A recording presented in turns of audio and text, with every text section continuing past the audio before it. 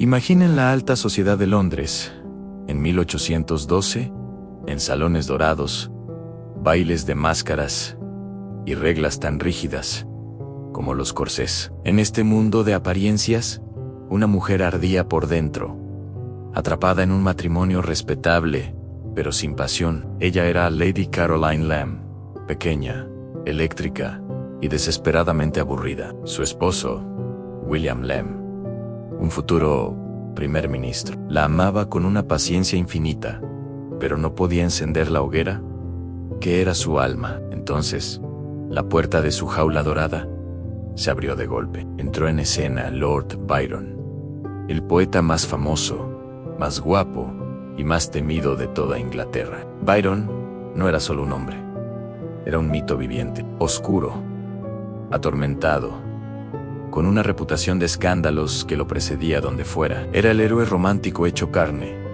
y su llegada a Londres fue como una tormenta que nadie vio venir. El encuentro fue inevitable y fatal. En un baile abarrotado, los ojos de Caroline se cruzaron con los de Byron. En su primera impresión fue de decepción. ¿Este era el gran poeta?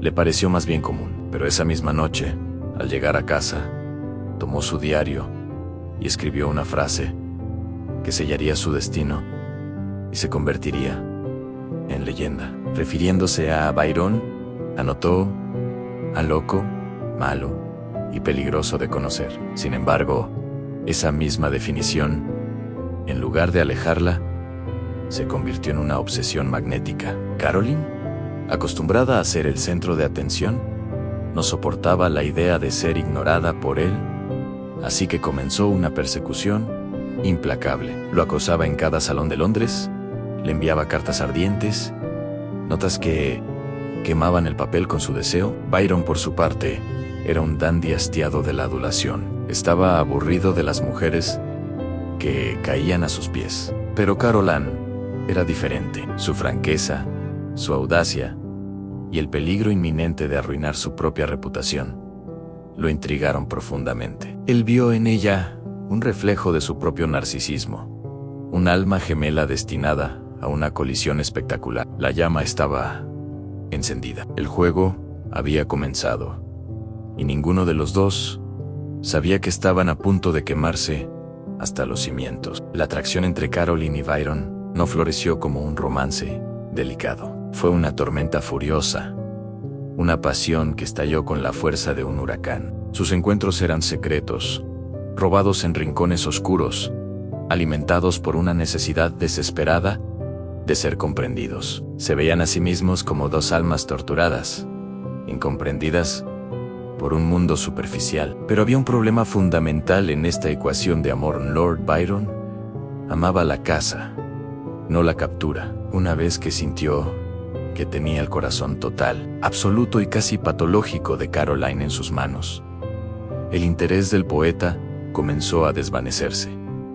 El juego había terminado para él, y claro, se aburrió. Y la propia inestabilidad emocional de Caroline hizo el resto. Ella era incapaz de disimular. Su amor, que debía ser un secreto, se convirtió en un espectáculo público. Rompió cada una de las reglas no escritas de la discreción, exhibiendo su pasión por Byron ante una sociedad que observaba horrorizada y fascinada. El punto de no retorno, el momento en que todo se hizo añicos, llegó en un gran baile. Byron, decidido a marcar distancia, la ignoró por completo durante toda la noche. La humillación fue demasiado para Caroline. En un acto de desesperación histérica que paralizó a toda la sala, tomó unas tijeras de un costurero cercano y se cortó la piel en público. No fue un corte profundo, pero el gesto fue un grito de dolor y locura, dirigido directamente a la cara de la nobleza británica. El escándalo fue monumental. Byron, aterrado por las consecuencias para su reputación, decidió cortar la relación de la manera más brutal posible. Le escribió una carta de despedida, un documento cruel y helado, el cual decía: «Ya basta. Es suficiente. Estoy harto de dramas. No le amo ni le amaré jamás». El rechazo empujó a Caroline a un frenesí absoluto. Su dolor se transformó en una obsesión aún más oscura. Intentó apuñalarse, lo acosó en su casa, le envió mechones de su propio vello púbico como un macabro recuerdo de su intimidad. Byron, sintiendo que el laberinto de locura se cerraba a su alrededor, supo que solo tenía una salida posible: la huida. Pero el drama, lejos de terminar, apenas estaba entrando en su acto más destructivo. Con su reputación hecha a jirones por el escándalo con Caroline, Lord Byron necesitaba una solución drástica para limpiar su nombre. La solución, en la mente de la alta sociedad, era una sola: un matrimonio respetable. Así, en 1815, se casó con Anne Isabella Milbank, apodada Annabella. Ella era todo lo que Caroline no era: fría, cerebral, lógica y virtuosa. Era un matrimonio de conveniencia, la antítesis perfecta de la pasión volcánica que había compartido con su amante. Y, como era de esperar, fracasó estrepitosamente. Para Caroline, la noticia del matrimonio fue una doble traición. No solo la había abandonado, sino que la había reemplazado con su opuesto. Su obsesión se alimentó de este nuevo dolor, llevándola a actos cada vez más peligrosos y públicos. En un evento social, al ver a Byron con su nueva esposa, Caroline se cortó deliberadamente el brazo, un acto de autoagresión para demostrar que su sufrimiento era real y visible. Sin embargo, el destino es irónico. La misma sociedad que había condenado a Caroline pronto se volvió contra Byron en su matrimonio. Con Annabella duró apenas un año. Ella lo abandonó, llevándose a su hija, y pronto comenzaron a circular los peores rumores imaginables, incluyendo susurros de incesto con su media hermana. La nobleza, que antes lo adoraba, ahora le dio la espalda. Condenado al ostracismo social, Byron tomó la decisión más dramática de su vida. En 1816, abandonó Inglaterra para siempre, iniciando un exilio del que nunca regresaría. Mientras tanto, Caroline encontró un nuevo campo de batalla en la literatura. Canalizó toda su furia, su dolor y su deseo de venganza en una novela, publicada de forma anónima. Glenarvon fue un éxito inmediato y escandaloso. Era lo que se conoce como un roman clef, una novela con clave, donde los personajes de ficción representaban a personas reales. El villano de la historia, un seductor carismático y cruel, era una exposición maliciosa y apenas disimulada de Lord Byron. El libro fue veneno puro, pero también garantizó que sus nombres quedarían entrelazados para siempre en la historia, unidos por el escándalo y la tinta. El exilio de Lord Byron no le trajo la paz a Caroline Lamb.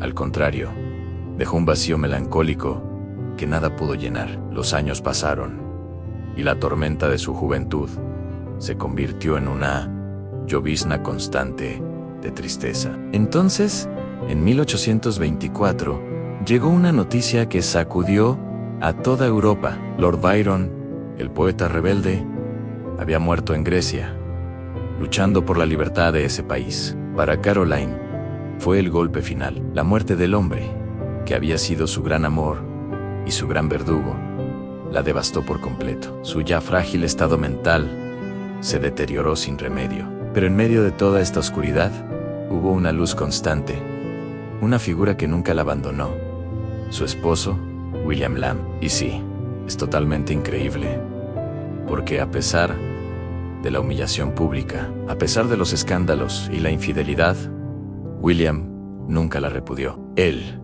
que se convertiría en primer ministro, representó el amor en su forma más pura y estoica, la lealtad incondicional frente a la pasión destructiva. Se separaron legalmente en 1825, principalmente para proteger la carrera política de él, pero William nunca dejó de cuidarla. Financió su vida y se aseguró de que no le faltara nada. Lady Caroline Lamb murió finalmente en 1828, a los 42 años, consumida por su propia intensidad y por la enfermedad.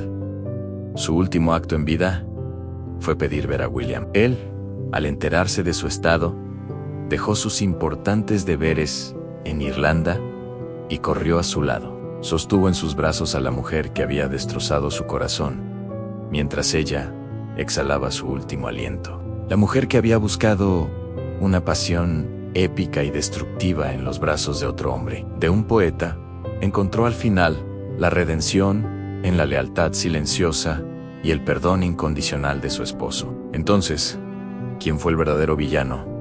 ¿Y quién fue la víctima en esta trágica historia de amor? El debate sigue abierto. Una teoría nos dice que Caroline fue la víctima, una mujer brillante y apasionada, aplastada primero por la rigidez de la sociedad y luego por la crueldad emocional de un poeta narcisista, que la usó como musa y luego la desechó, haciéndole pagar el precio de la pasión con su propia cordura. Otra teoría apunta a Byron como el villano, un manipulador consciente de su poder y su fama, que buscó deliberadamente el peligro en una mujer que sabía inestable solo por la emoción del juego. Un hombre que, cuando se cansó, la descartó con una frialdad calculada, priorizando siempre su propia reputación por encima del corazón de ella. Pero quizás la verdad es más compleja. Quizás ambos fueron víctimas y villanos de sus propias pasiones descontroladas. Lo que esta historia nos enseña,